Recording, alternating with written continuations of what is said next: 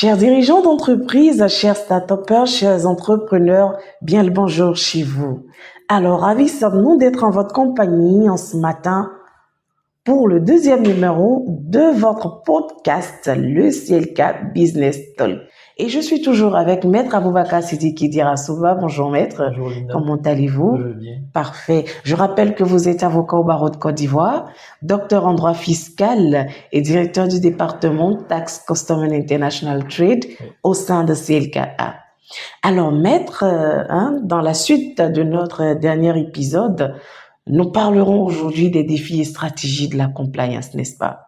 Alors, ma première question, elle est bien celle-ci. Quels sont les défis majeurs auxquels les entreprises sont confrontées pour assurer leur conformité juridique? Merci Linda pour cette question. Je vous en prie, Maître. Il faut comprendre que le terme défi renvoie aux obstacles, aux difficultés que les entreprises peuvent rencontrer pour s'assurer de ce que la situation est conforme à la norme. La conformité, en fait, ou la compliance, selon le terme anglo-saxon, met en rapport la norme et l'entreprise.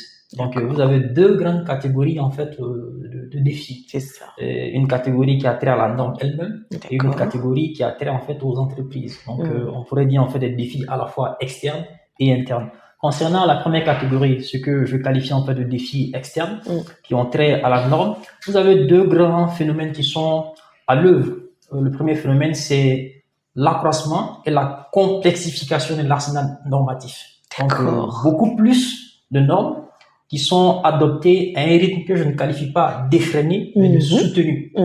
Et à côté de ça, vous avez un deuxième phénomène qui court vraiment dans nos États, en comparaison avec les États dits plus développés que le nôtre. Je n'aime pas le terme, mais c'est une constante qui a trait à notre environnement. C'est que l'accès à la norme n'est pas forcément la plus aisée, n'est pas la plus démocratisée. Donc, les entreprises ont un arsenal qui s'alourdit, qui est édicté à un rythme plus soutenu, mais sans forcément le savoir. Donc, elles peuvent ne pas savoir que des obligations s'imposent à elles, alors que l'adage veut dire clairement, nul n'est censé ignorer la loi. Parfait, parfait, Maître. Alors, vous l'avez bien dit tout à l'heure, nul n'est censé ignorer la loi. Dites-nous donc, Maître, dans quel domaine les entreprises rencontrent-elles plus de difficultés en matière de compliance? On entend souvent que le plus compliqué, c'est souvent tout ce qui est relatif à la fiscalité. Mais y a-t-il bien d'autres domaines?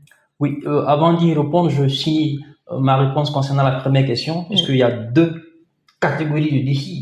Nous allons parler en fait des défis externes. Il y a les défis qui sont internes même à l'entreprise. Alors, l'entreprise ne peut pas décréter la compliance. Il faut vraiment des ressources. Donc, le premier défi, c'est vraiment celui d'allouer les ressources nécessaires à la compliance. Donc, les ressources humaines, financières.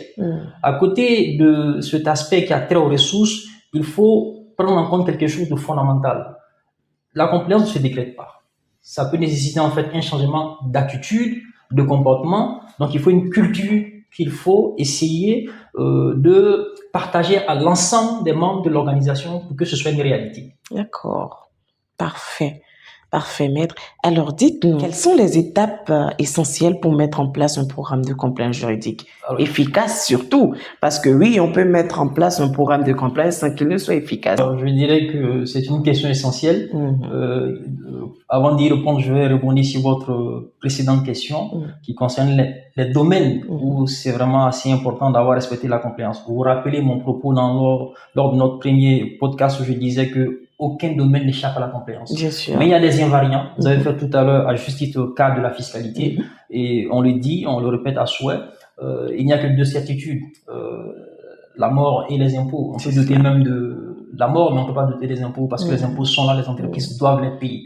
Donc, c'était un domaine assez important du point de vue de la compliance. Vous avez également d'autres secteurs du droit qui existaient, mais pour lesquels l'acuité devient de plus en plus importante, puisque nos États sont en train de s'industrialiser. Donc, le droit de la concurrence est l'un de ces secteurs-là où il y a vraiment un enjeu de plus en plus important.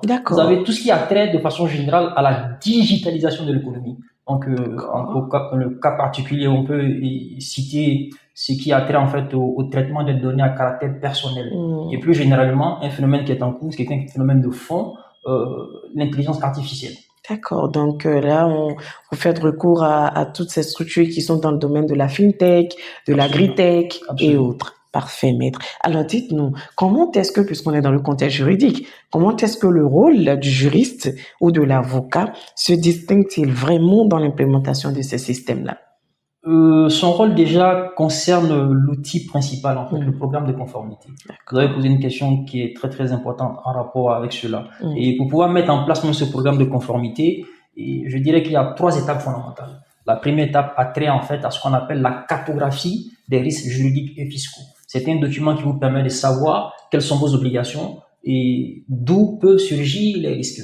Et je peux donner l'exemple d'une fintech par exemple qui est dans le domaine en fait des activités concernant les services de paiement. Vous avez une instruction de la BCAO qui exige pour certaines d'elles en fait la nécessité d'une autorisation. C'est une obligation. Donc on coche cette obligation. Est-ce que l'entité a l'agrément ou pas? Mais au-delà de l'illustration qui est forcément partielle et parcellaire, il faut faire référence à l'outil qui nous permet de faire une bonne cartographie en fait des risques juridiques et fiscaux. Et cet outil-là en fait c'est l'audit. L'audit en fait nécessaire même à l'établissement de la cartographie des risques. Une fois qu'on a l'ensemble des risques, on peut ensuite mieux les traiter. Donc, dans un deuxième temps, on met en œuvre en fait ce qu'on appelle les politiques sectorielles. Vous avez des règles qui sont spécifiques à la fiscalité, d'autres qui peuvent être spécifiques en fait aux questions concernant le blanchiment d'argent et ainsi de suite, pour couvrir l'ensemble des besoins. Une fois qu'on a fait ça, rappelez-vous, je vous ai dit que la compliance ne se décrète pas, il faut des attitudes de changement. On forme le personnel, l'ensemble des collaborateurs de l'organisation, on nomme des référents, un compliance officer ou bien un comité en charge de la compliance, et on procède à la désignation ici également, voilà, de quelqu'un auprès de qui on peut porter les sujets les plus difficiles. Donc pas pour faire de la délation, mais pour pouvoir voilà donner l'alerte. Et enfin, comme on le dit, la confiance n'exclut jamais le contrôle. On doit procéder à des audits réguliers dits de contrôle. Et comme la compliance elle-même est dynamique, améliorer le système au fur et à mesure. Parfait. Alors, maître, nous sommes pratiquement à la fin de ce second numéro. Que retenir donc? Que retenir, c'est une répétition. Mieux vaut prévenir que guérir et être dans la proactivité. À mon entendeur, salut cher chef d'entreprise. Ce sera tout pour aujourd'hui, comme vous l'aurez dû deviner. Je vous donne rendez-vous très prochainement, toujours sur ce plateau, avec maître Aboubakar Derasoba pour un sujet d'ordre vraiment fiscal, je dirais, le contentieux fiscal. À très bientôt.